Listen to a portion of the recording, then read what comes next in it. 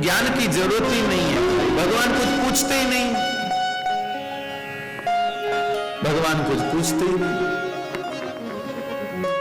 भगवान कुछ पूछते नहीं है भाई, इसलिए किसी को ज्ञान की जरूरत नहीं। और वैराग्य, वैराग्य का मतलब होता है छोड़ना। लेकिन हम कुछ क्यों छोड़े, हम क्यों कुछ छोड़े? क्योंकि हमारे छोड़ने से नहीं, मिला हुआ भगवान को भगवान की सेवा में लगाने से वो राजी हो रहे हैं, तो हम छोड़ने का नाटक क्यों करें?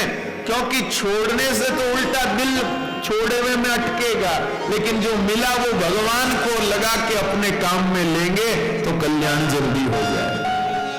अब आप लोग खुद ही सोच लो भाई, मिला हुआ छोड़ना आसान लगता है या जो मिला हुआ है वो ठाकुर जी को सौंप कर समर्पित करके अपने काम लेना ज्यादा आपको कंफर्टेबल लगता है? बताइए, ज्यादा सुगम क्या है? छोड़ना? तो भाई बोलोगे नहीं कि नहीं, छोड़ना सुगम है? नहीं माना, छोड़ नहीं सकते। बेटे को कैसे छोड़ दे? बेटे को छोड़ नहीं सकते, लेकिन ये भगवान का है, ये मान करके उसके साथ व्यवहार कर सकते। लड्डू पकौड़ी छोड़ नहीं सकते, लेकिन ये ठाकुर जी को भोग धरने की उत्तम सामग्री है, यहां भोग धर के प्रसाद ले सकते हैं, लेकिन नहीं हो सकता। तो इसलिए कोई ज्ञान वैराग्य के ग्राहक ही नहीं है, इसलिए बेचारे बूढ़े हो गए, बिना गिराक रहे बाणियों बूढ़ो। अब क्या करें? यह तो एक बात होगी, लेकिन वैष्णवों एक बड़ी गहरी बात श्री नारद जी महाराज ने सांकेतिक भाषा में कही। क्या बात कही सांकेतिक भाषा में? सांकेतिक भाषा में नारद जी ने कही, किंचिदात्म सुखेनेह प्रसुप्तिर्मन्यते नयो। इनको किंचित आत्म सुख मिला है, इनको किंचित आत्म सुख मिला है। और वैष्णवों आत्म सुख क्या होता है? वृंदावन का आत्म सुख क्या है?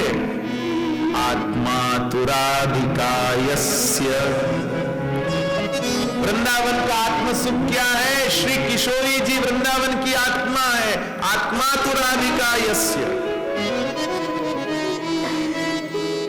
भगवान का नाम है। महाराष्ट्र में भगवान का नाम आत्माराम। अब यूं तो किसी का नाम आत्माराम हो तो इतना कोई बढ़िया नहीं लगता सुन के, भाई क्या नाम है? आत्माराम।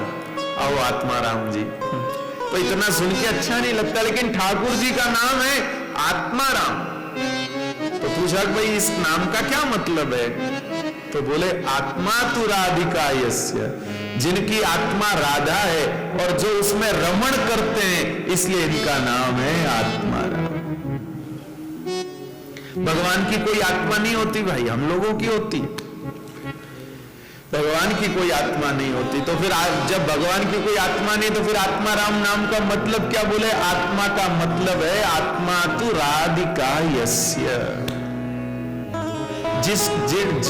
जिसमें ज्यादा जीव होता है ना, लोग कहते हैं आप तो इन्हीं आत्मा ही है। बोलते कि नहीं बोलते? बोलो ना भाई। बस ऐसे ही भाई, जैसे आप बोलते कि या तो इसकी आत्मा है, ऐसे ही भाई ठाकुर जी की भी कौन है? श्री राधा रानी। आत्मा तो राधिका यस्य, राधिका जी है, उसमें रमण करते, इसलिए नाम है आत्माराम। तो जो किंचित आत्म सुख उनको मिला, माने क्या? इनको किंचित किशोरी जी का किंचित किशोरी जी की कृपा इनको मिली है। किंचित आत्म सुखे ने, नारद जी ने इतना सुंदर शब्द का किंचित आत्म सुखे ने, ऐसे नहीं कि किंचित, इनको थोड़ा सा कहीं किशोरी जी का प्रसाद मिल गया है, इसीलिए ये दशा है। अजी किशोरी जी का क्या क्या प्रसाद है। वैष्णवों, श्री ठाकुर जी के श्रीअंग का जो चंदन है वो किसी को मिल जाए तो ये किशोरी जी की वस्तु है, वह किशोरी जी की वस्तु है। श्री ठाकुर जी के का जो गले का जो आपको स्मरण हो तो श्री श्री ठाकुर जी के श्रीअंग की जो माला है वो स्वामिनी जी स्वरूप आचार्यों के पास जाती है। उसको कंठ में पहनने का अधिकार जो है वो सिर्फ आचार्य चरण को ही, और कोई दूसरा उसको, ये ठाकुर जी की प्रसादी माला है तो गले में डाल के हम घूमे नहीं, ये नहीं। क्यों? क्योंकि श्री ठाकुर जी के श्रीअंग का चंदन और श्री ठाकुर जी के श्रीअंग का चंदन, ठाकुर जी के श्री कंठ की माला जी और श्री ठाकुर जी के श्रीअंग का वस्त्र आदि जो है ये मात्र राधा जी की वस्तु है, इस पर और किसी का अधिकार नहीं, उन्हीं का ही अधिकार, श्री स्वामिनी जी का अधिकार। इसलिए उसको स्वामिनी जी स्वरूप आचार्यों को प्रदान किया जाता है। हाँ, यह अलग विषय, वे किसी पे कृपा करके उनको दे देवे प्रसाद रूप में, वो उनकी इच्छा। लेकिन एक बात है, ये सब चीजें क्या देती है? किंचित आत्मसुख है, ये आत्मसुख देती है, ये आत्मसुख प्रदान करने वाली।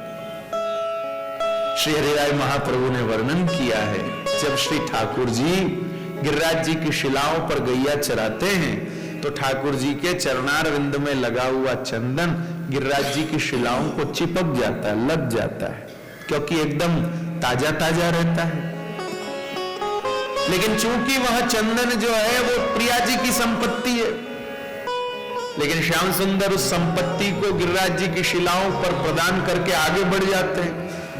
तो श्री ठाकुर जी का दर्शन जो छुप छुप करके कर रही है गिरी कंदराओं में रहने वाली वे भिलनियां, वे वनवासी स्त्रियां, वो निकल निकल के आती हैं और उतार लेती है। और उतार के बेचारी क्या करें, कुछ समझ नहीं पाती हैं। उनको ये नहीं पता कि इसको हाथ में ले लिया जाए और एक सीख लेकर के और बिंदी लगा ले, पत्रावली कर ले, उनको ये भी नहीं पता। उनको ये भी नहीं समझता कि इसको जमा करके पास रख लें।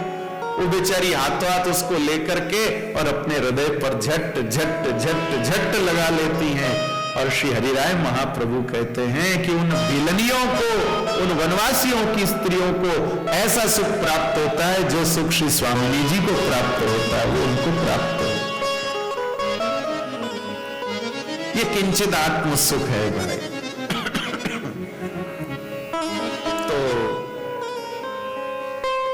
इनको क्या मिल गया भाई? इनको चंदन मिल गई कि फूलमाला मिल गई कि बीड़ा मिल गया? क्या मिल गया जी? इनको क्या मिल गया? इनका किंचित आत्म सुख क्या है? ये ज्ञान वैराग्य को कौन सा आत्म सुख मिला है? ब्रज में नित्य निरंतर ठाकुर जी की लीला, ये हमेशा ध्यान रखिएगा। कोई एक दिन भी ब्रज में लीला का भाव नहीं होता है। ध्यान दीजिएगा, जिस दिन ब्रज में लीला का भाव होगा उस दिन ब्रज ब्रज नहीं रहेगा।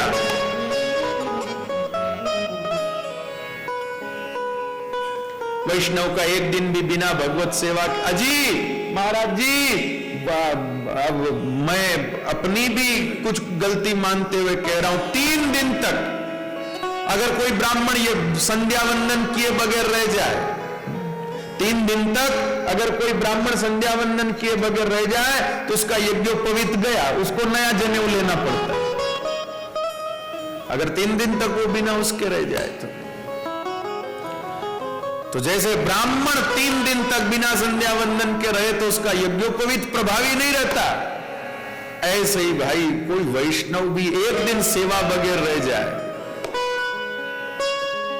इसलिए ध्यान दीजिए, किसी प्रकार के अनवसर काल में कोई सूतक हो गया, कुछ वो पिंडरू बिंडरू कुछ हो गया, तो ऐसे काल में भी वैष्णव मानसी सेवा से दूर न रहे, मानसी सेवा से दूर न रहे। लेकिन कोई दिन ऐसा न जाए जिस दिन सेवा न हो, कोई दिन ऐसा न जाए कि जिस दिन वो सेवा न करे, क्योंकि जिस दिन सेवा नहीं रही उस दिन हम सेवक किसके हुए भाई? खाली बातों के सेवक है क्या? सेवा करे तो सेवक भाई, ना सेवक करे ही नहीं तो कैसे सेवक? इसलिए नित्य सेवा, अजी नित्य सेवा करने के लिए ही तो मनुष्य जन्म मिला है, और मिला किस लिए है? नरसिंह जी को, हमारे नरसिंह मेहता जी को पूछा, आपको मुक्ति चाहिए तो ले लो। नरसिंह जी ने कहा कोई और विकल्प भी है क्या? बोले दो है, एक तो या तो मुक्ति ले लो या दोबारा जन्म। क्या लोगे? बोले दोबारा जन्म। क्यों? हरि ना जन तो मुक्ति न मांगे। नहीं चाहिए हमारे हिस्से की मुक्ति, हमारे पड़ोस वाली आंटी जी को दो, बड़ा दुख पावे ले उन्हें दो। हमारे हिस्से की मुक्ति हमारे अंकल जी को दे दो, और उनके हिस्से का दोबारा जन्म हमको दे दो। हरि ना जन तो मुक्ति न मांगे, मांगे जन्मों जन्म।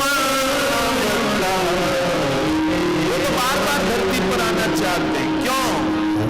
हरि ना जन तो मुक्ति न मांगे, हरि ना जन तो मुक्ति न मांगे, मांगे जन्मों जन्म अवतार। क्यों? क्योंकि नित सेवा नित कीर्तन उत्सव, नित सेवा नित कीर्तन उत्सव, और निरखवानंद तुम्हारे। हरि ना जन तो भैया, ऊपर कोई झूला नहीं लगता है हो ना, इस भरोसे में जाना नहीं। ना तो ऊपर हिंडोरा है,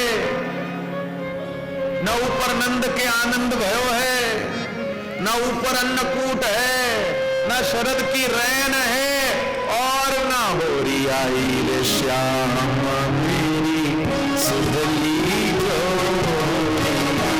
ये यहीं पर है, ऊपर नहीं है।